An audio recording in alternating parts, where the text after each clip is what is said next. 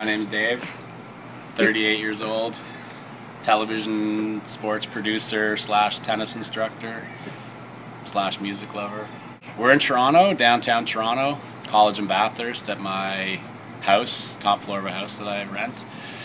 And I've lived here since October 2008, so about a little over 3 years. And how many years have you been collecting all this stuff? Oh, good.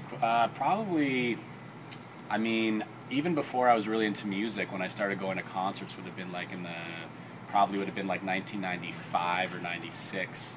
But I always really was into the posters when I was younger would be more like sports related.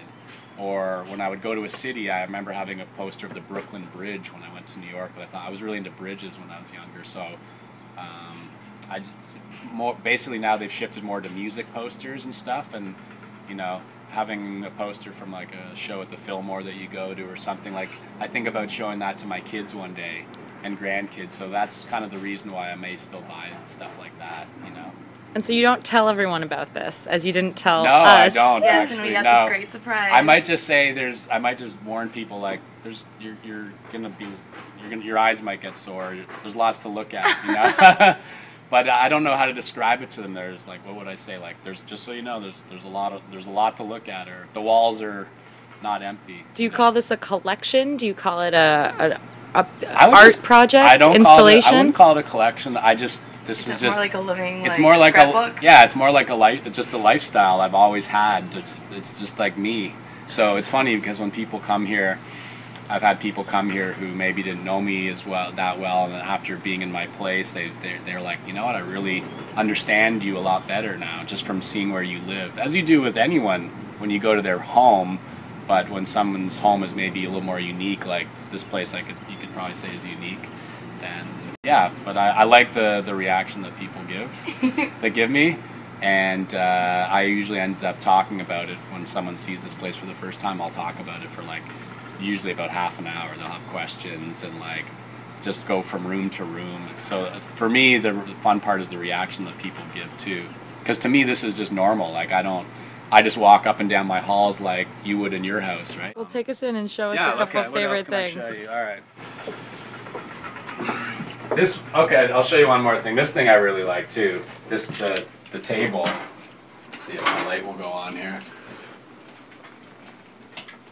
So this table is just a regular IKEA table, but I had the idea, a friend of mine gave me the idea to like, hey, some of your backstage passes, you should just kind of decorate your table with that and cover it with a piece of glass. So that's what I did. I measured the table, ordered the glass to size, and then basically put a lot of my backstage passes or things I've collected from shows, not tickets, but just other things like that over the years. So that was kind of cool. I really like that. People like that. It changes. This one actually does change because when I get a pass, I still try to add it in, even though there's really no room left, as you can see. So what else? Yeah, I have a few jerseys up, I guess you could see. That's a baseball player I really like who died in a plane crash in 1971, delivering like goods to his country of Puerto Rico. So that was kind of tragic, but let's see. This flag actually, even though you can buy it, it's something since 2003 when I first went to the New Orleans Jazz Festival. I always wanted a flag and I looked for it for years, but you can only buy it at the festival, and I finally last year was able to buy it for like, I think it was like $40 or $50, and this had to go up in my place, so I was really happy to buy that finally.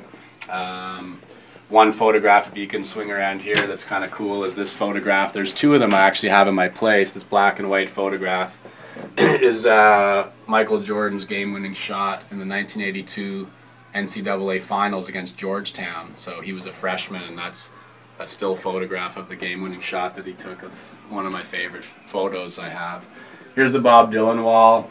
The posters are actually in order, chronological order of the times of the shows that I've seen him or started seeing him when he started selling the posters. And so that's kind of cool. You can see how it changed.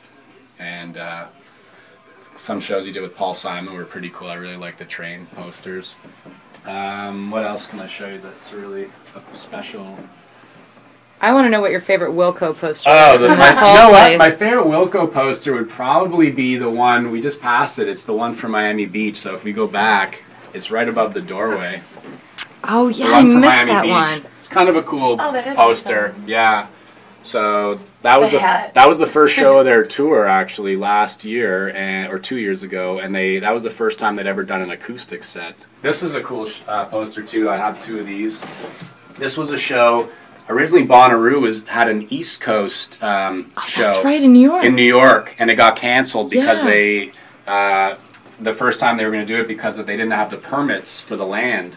And so the festival was canceled, and Dylan and Petty were, I think, both on the bill to play that festival. So when it got canceled, they quickly announced these 2 shows in New Jersey, August 9th and 10th. And one of the shows, the one I went to, Petty opened for Dylan, and I think the next night Dylan opened for Petty. Wow. And those were really cool shows that I was able to go to, and it was actually the week of Dylan's shows in New York where he played at the Hammerstein Ballroom, which 2 of the shows were canceled because of the blackout. I was actually I don't know if you remember that blackout that summer a few years ago, but I was in line waiting to get into that show, and then the power in New York, the entire city went out. So that was kind of a memorable few days. And this poster of Dylan is pretty cool. I've never actually seen another one. It was from the 1974 Dylan and the Band tour. And I bought that in San Francisco at an art gallery or something. That's kind of a unique poster, probably worth something. And then over here, just a little Steve McQueen kind of, not memoriam, but a little shrine, I guess you could say. Yeah, it's kind of neat that I like. And even a replica of the car that he drove in the movie Bullet, his classic, like 1968 movie. So that's really cool. And a few of the different Bullet posters. Look, you have 2 Zeppelin pictures in the Oh, sorry, there we go. I'm going to call your picture. friend right now. It's even in a frame. I will call her and let her know. She was giving me a right hard time next to yesterday. Muddy Waters. Well, That's right, right next to Muddy Waters and the Yeah. Jordan shot again. Somehow that's fitting. Well, take us into your bedroom. Yeah, let's go into the bedroom. Let's see what else we have. From Chicago, that as you girls were at those shows too, those are really cool posters. And I kind of wish I had a 4th one. I really wish I went to the 4th show just so it's a little symmetrical, but I didn't end up going to the Metro show, which is cool. But anyways, I think they're 3 of my favorite posters for sure. You love Marilyn. Yeah, Marilyn is definitely a great person to have up because people seem to like her. And she breaks up the old hairy men. Yes, it's like all like old rock stars, and it's then Marilyn posters. What else can I show you that's cool? This Rolling Stones poster up above awesome. It's a really cool old vintage poster. I bought it also in San Francisco. It's an original. I probably should have that in a frame from 1971. That's a pretty cool one. This poster I bought actually at the Rock and Roll Hall of Fame in Cleveland, like the first, maybe 2nd or 3rd week it opened in the 90s. I went there, and that was in the gift shop, and I don't remember being too impressed with the Rock and Roll Hall of Fame at the early stages, but that poster was bought there. I wanted to buy something there just to show that I was there. This poster too is cool. I love the White Stripes poster too. And the White Stripes poster from the Bowery Ballroom, which is sick. I didn't go to this show, but it's one of my favorite venues in New York. And the poster itself is beautiful, and I like that it says presenting from Detroit, or Detroit, as my friend likes to say. And this one was your birthday? This was on my birthday last year, actually, July 11th, on a Monday night in Toronto, and they played an amazing show at the Cool House, and I had taken a friend that had never seen them before, and he was blown away. So that was kind of cool when a band that you like plays in your hometown on your birthday. On your birthday. Yeah. This picture of my niece. This is actually one of my favorite photographs in here. I didn't do this on purpose, but you have like 2 of the great love stories, I guess, from the 60s. I mean, it could just go on forever. It could go on forever. I have like more Steve McQueen. I have, one thing I do have in this place, is that certain cities I like to visit, there's lots of stuff from those cities. So those cities would be Austin, New Orleans, Chicago, Los Angeles, places like that. So when I go to these cities and try to go to their vintage stores, they have like cool stuff. But a lot of the stuff in here will have stuff related to those cities, whether it's a postcard or a poster. Even my little fawn shrine over here. This is an actual record from Arthur Fonzarelli. There's actually a record in here. I bought it for $1. It even includes the Happy Days song on it. This is pretty cool. I mean, back when I was growing up, Sit on It, like the Fonz he was badass. He was it, and he's Jewish too. Henry Winkler. And this was a model of his bike that my cousin had. And I remember he gave it to me when I was a kid, and I remember putting it together, and that was pretty cool. So that was a show I was at Hershey Park Stadium with the Pretenders opening, and I remember at the show, actually, one thing that stands out is I think Chrissy Hind, she was talking about Neil Young during her set, and she literally got down on the floor, or she got down on her knees on stage, and I think literally kissed the ground and said, like, you know, like, I worship Neil Young.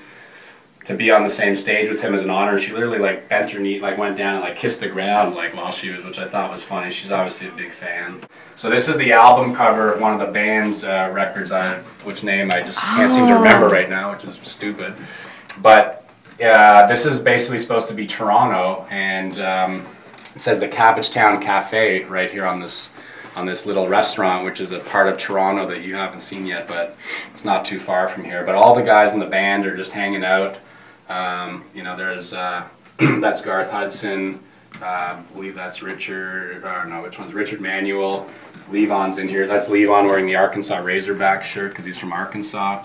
This was a foldout that only came with the vinyl. It's still one of my favorite drawings. A guy. Where's Robbie Edward Robertson? Casper. I think Robbie's right here. Yeah. Inside, looking at the jukebox. Yeah, that's totally him. Yeah, sorry, and this would be Rick Danko, obviously, down here.